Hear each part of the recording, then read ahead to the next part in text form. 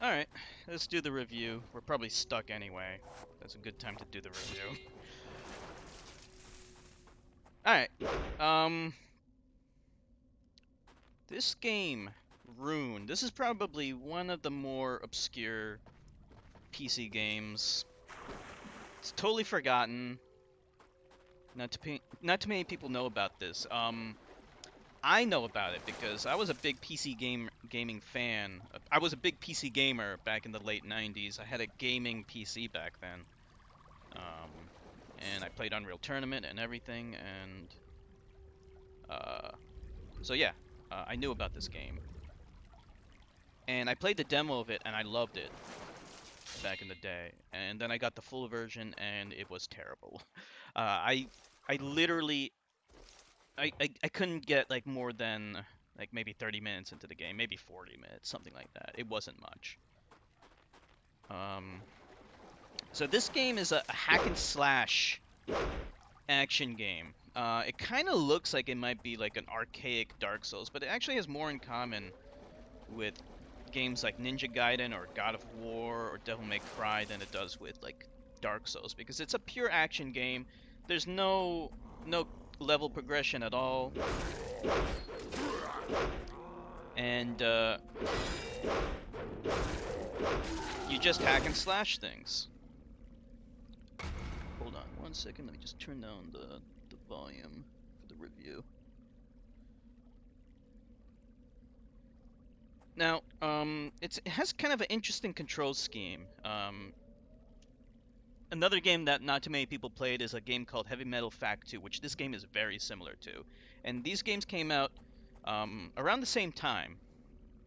So you use the WASD keys and the right mouse to control the game. So you can move forward and back, and you can strafe left and right, and you can aim. So it's the controls are exactly the same as an FPS game, but there is no shooting in this game. I mean, you can throw your weapon like that, but you don't even use that ability that much. It is a pure hack and slash game.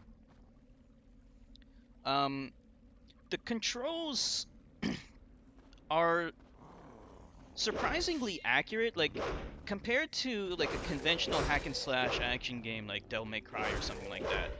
It is it doesn't need a lock-on system, unlike, any of those games. Either being auto lock or a manual lock, because you have full control over where you're aiming at. So it's kind of interesting in that sense, and you never have any camera angle issues. So like throughout this entire game, it's in the third person, and especially back then, they had third person games were notorious for their bad camera. But in a game like this and Heavy Metal Fact 2, you never have that problem because you have full control over the camera, and it's always glued to his back.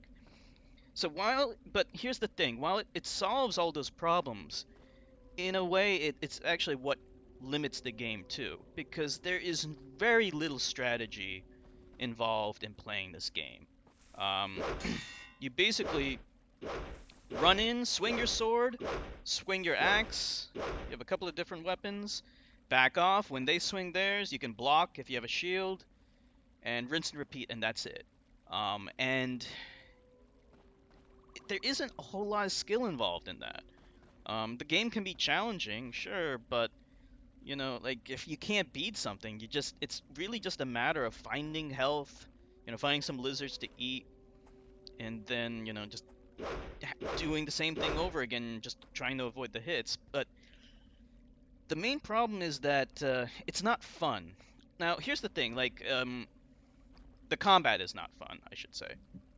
So while it is more accurate, a hack and slash game doesn't need to be like super accurate like an FPS game needs to be, because you're not shooting anything. Like, as long as you just attack in the general direction as the enemy is in, that's really all you need. So that's why games like Ninja Gaiden and Devil May Cry, they're fine the way they are with an auto lock system, um, and Dark Souls has like a manual lock system. They're fine like that. So this game, the combat is just click, click, click, and it's so unsatisfying. It doesn't feel good. And that is the most important thing in an action game. if you can get the combat right, if just controlling your character, moving him around feels good, and the combat feels good, you already have like maybe 75, 80, 85% of the game right there. And in this game, it's not like it's horrible, but it's not fun. Combat's just not enjoyable. Um, the other thing that really hurts this game is the beginning of the game is horrible, like I said before.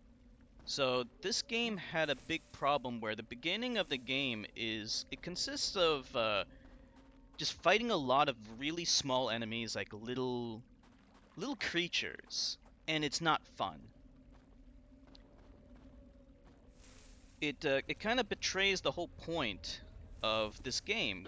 Like the reason why I liked the demo was because the demo takes place near the end of the game, and in the end of the game, where I am right now, near the end, you're fighting the cooler enemies, the Vikings and the larger wolves and other creatures that are large and look cool.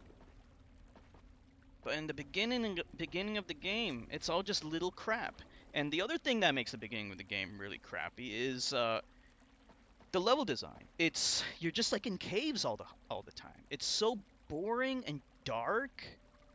And this is using the Unreal Engine, so like for the time it looked good, but from an artistic point of view, the beginning of the game just looks really bad. It looks really bland.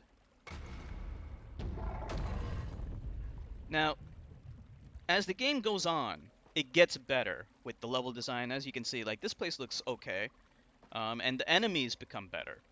And that's really what like that's part of what makes a hack and slash game interesting. You need to have excellent environments, great level design, and really interesting enemy design too. Now, if I compare it to Dark Souls, for example, Dark Souls 1, 2, 3, it doesn't really matter.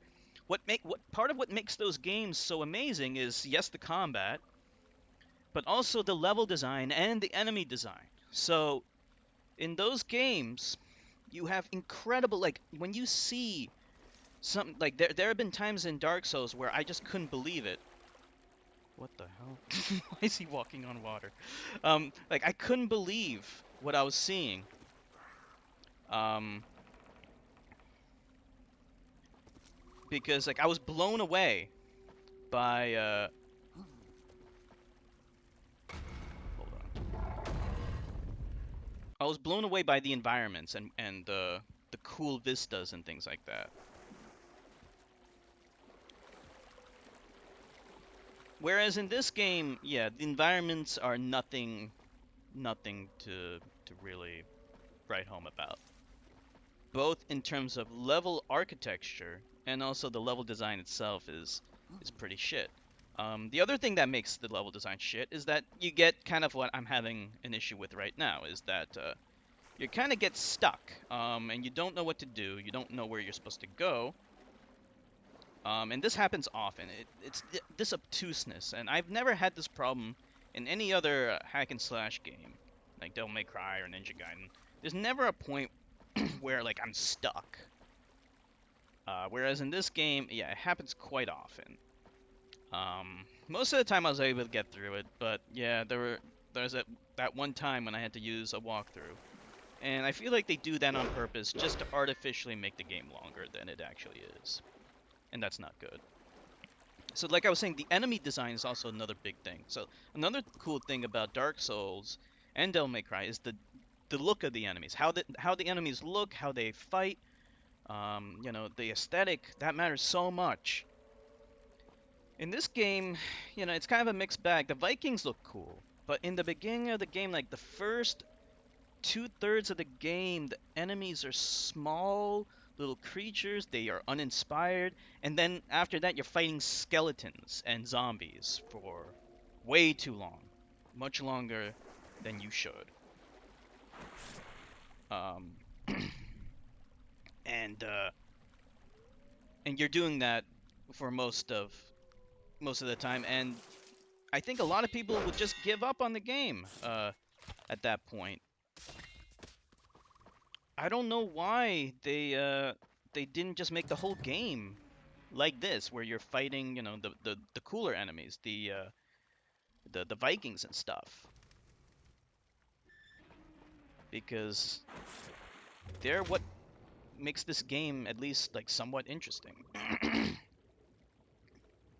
So the enemy design is, like I said, it's not total garbage. I do like the Vikings. I do like the big wolves, but that's about it. And even in terms of them, like even there's not a lot of variety there.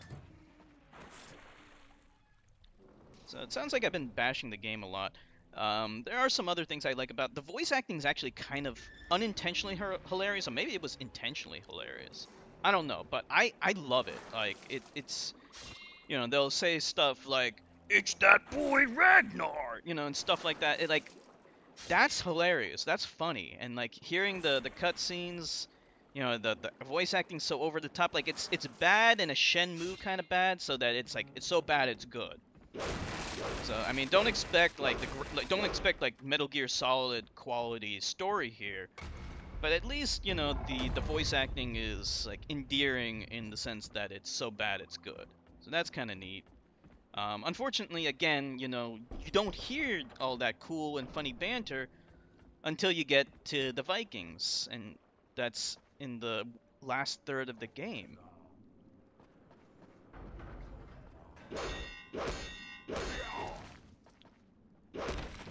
Um, yeah, I mean that pretty much covers it. Like, I mean, you also get before I forget, you do get these kind of like rune powers. Like this one's freeze. Um, it's sometimes it's cool. Sometimes you'll get like kind of cool powers. I don't know exactly what dictates what you get. Because sometimes you get some cool ones like vampire. I don't know if there's a way to actually select it. I've just been using whatever is selected right now. Maybe I'm playing the game wrong. I don't know, but the one problem that does exist is that, see, I just used the rune power and I can't use again. So what you end up doing is you end up not using the rune power that much. You save it a lot because you're saving it for like some tough enemies, and then you just end up not using it at all because what's why wouldn't you save it,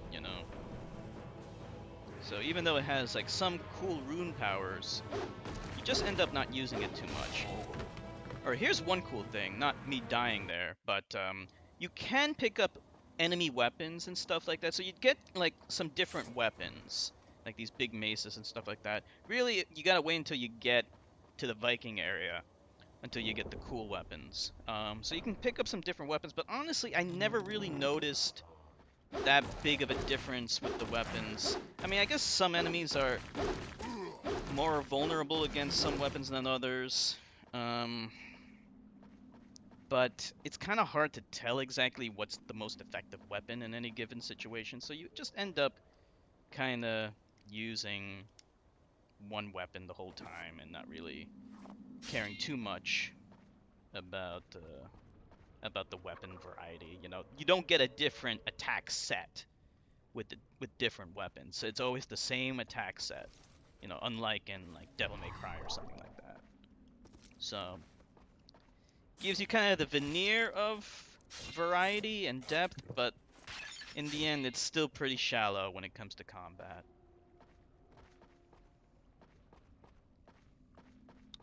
As you can hear, there's really no music. I mean, there's music sometimes, but it's just okay, Not really bad or good, but, it's there. It's alright. And I like the Viking theme.